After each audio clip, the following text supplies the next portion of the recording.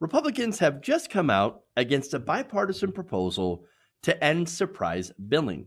So now these are very conservative Republicans, and I will give you their names in a minute here. But basically, what surprise medical billing is that when patients sometimes get medical bills from their providers that they didn't expect, that insurance will not pay for because you were seen by a doctor that was out of your network. I know it sounds insane, but that's exactly what happens. So now these Republicans sent a letter to Speaker Nancy Pelosi.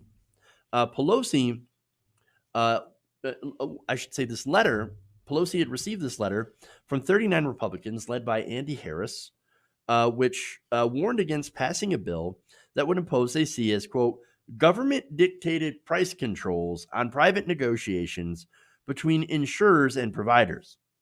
It reads, surprise medical billing proposals that give the federal government the power to set rates between two private entities, insurers and healthcare providers, could have devastating impact on our constituents.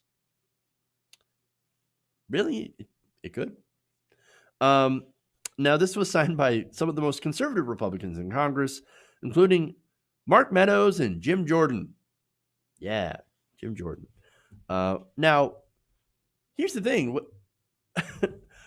You know what has a devastating effect on your constituents? Surprise medical bills. I mean, look, these are sometimes tens of thousands of dollars that people get for being unlucky enough to get an out of network provider. Like you get into a car crash, right? And you're treated by a hospital that's not a network. Well, guess what? You pay most, if not all of that, because your insurance is, oh, what are we going to do? You went to an out of network hospital. I mean, it's not our fault that you were unconscious and bleeding all over the place and that you didn't end up at a hospital that was in our network. So sorry for you. Looks like you're on the hook for hundreds of thousands of dollars. We're not going to pay that. That's what surprise billing is. It's insane that we have that.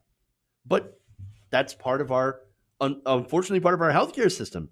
And so it's a ridiculous practice, right? So most people are like, well, that is insane. We hate that system. And so there's a massive amount for ending that practice, amount of support. This is according to a nonpartisan Families USA poll. They found that 88% of voters said to support Congress passing legislation to protect patients from surprise medical bills. Strong majorities of Democrats, independents, and even Republicans backed this proposal. Now, voters also said that they want patients to be held harmless for surprise bills. 86% strongly or somewhat support, and they were also okay with doctors and hospitals being paid less than they are now if they ban surprise billing. That is 82% strongly or somewhat support that. So you have a massive majority of Americans saying, no, get rid of surprise billing. Yeah, I don't care if the doctors make less money. This is a ridiculous practice. We need to end it now. The only people that seem to be in favor of surprise billing are doctors and hospitals. I'm not saying all doctors, but there are doctors groups and doctors lobbyists and hospital groups that oppose doing anything about surprise billing. At least anything that impacts them getting their money. And of course, that plays a big factor in this, right? A big role. And so they're, of course, spending tens of millions of dollars in lobbying against these kinds of pieces of legislation. Now, there are currently two bills. There's a House bill and there's a Senate bill. So now the Senate bill is actually more progressive than the House bill, which is crazy because the House is run by Democrats. So the House bill sets a default price, right? So that's a price control, right? Okay, you can't charge more than this amount, than X amount if this doctor is out of network. Now, this sets that default price, right? And by the way, the Senate version sets the price equivalent to the rate insurers would pay to in-network providers in the same area. And so, look, that makes a lot of sense, right? Even if you're not out of network, right, you still will end up paying the in-network rate. Okay, look, that makes sense. That makes sense, right? So now The House version, which is more conservative, has the same thing, but it adds an arbitration process under certain conditions, right? So now that, again, that's more conservative, but it actually still gets the job done. These conservatives still say no. No, don't care. Don't care. They argue that this method was, quote, reduce access to care. No evidence to back that up, by the way. And increase the federal government. That's their argument. Now, those are both ridiculous because people actually want the federal government to do something about this very serious problem. But that's the thing. These conservatives, they're there to wreck the government. Again, these are the extreme right wing, right? They don't want the government to function or to do their job whatsoever. And so they don't want to solve the problem because they don't want to show that the government can actually solve problems. And that's it. I mean, what power do we as individuals have when it comes to negotiating with private providers and insurance, right? We don't. It's one person versus bureaucracy. Regular people in that situation are always going to get rolled. We're going to end up always paying the price.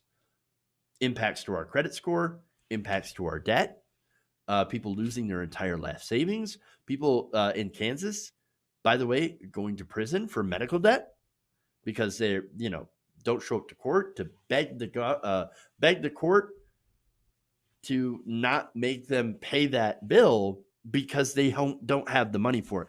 That's the situation that this leads to. And a lot of this, I wouldn't be surprised, is due to surprise billing. And of course, not being able to afford insurance and the myriad of problems we have with our current health insurance system. But regular people, again, they get crushed by this system. And unfortunately, seems to be the way that a lot of these Republicans prefer it. Because, and I'm not talking about Republican voters, they're just as angry about this as Democratic voters. What I'm saying is these are the politicians, right? These are the ultra-conservative politicians that get funded by these hospital groups, by insurance companies, by these doctors in order to not solve these problems. It's all about the money. Now, the doctors prefer this system because, again, they still get their money, right? I just want to get paid. Hospitals, same way. They want to get paid. Insurance companies are also in on this because they prefer it when they don't have to pay. And because that's what happens in surprise billing. That's why it's usually so high. And so every group here that has a stake, except for regular people, has more say than you. And you end up paying the bill, which again kind of defeats the point of having private insurance in the first place if they don't pay at all, or only pay a small amount because the doctor visit, well, the doctor that you were there and that saw you, well, they were out of network. Sad day for you, right? Again, it makes no sense unless, of course, when you follow the money. And when you look at the money that these lawmakers get from insurance companies and hospitals, you see why they don't even have an alternative proposal. Again, the Senate one, more progressive. The conservative one in the House, obviously less progressive, but still decent.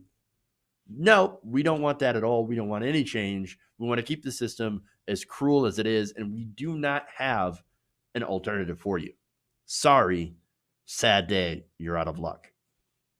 Now, this is just a small group of Republicans that hate anything good, support everything bad. I just hope they don't find a way to spike the deal, which, by the way, is looking for a March vote, right? I don't know what's going to happen. I hope they at least do something. And look, I'm for Medicare for all, right? I think that's the only way to actually really fix the system. We need it. We have to have it. We got to have it soon. But in the meantime, I'm not against small fixes like this, as long as we don't forget the end goal. Free healthcare for everyone at the point of service, the elimination of copays, deductibles, premiums, and the abolishing of networks. There will be no networks under Medicare for all because we'll all be all part of one network called America. Hey guys, hopefully you enjoyed that free video. Now I'm going to have to ask you a favor. Between the demonetization and the YouTube algorithm messing around with view counts, etc., we're having a hard time adjusting to the new YouTube reality, which is where you guys come in. See, we have a Patreon, patreon.com/TYTNation, set up to help us rely on you guys, the viewers, instead of big corporate ads. Look, you know the show. You know I'm not in favor of big corporations anyway. So help us transition away from relying on the ad model to pay the bills and sign up to be a patron, patreon.com/TYTNation. That goes a long way to help us keep the lights on. And you guys will know that you're supporting independent progressive media.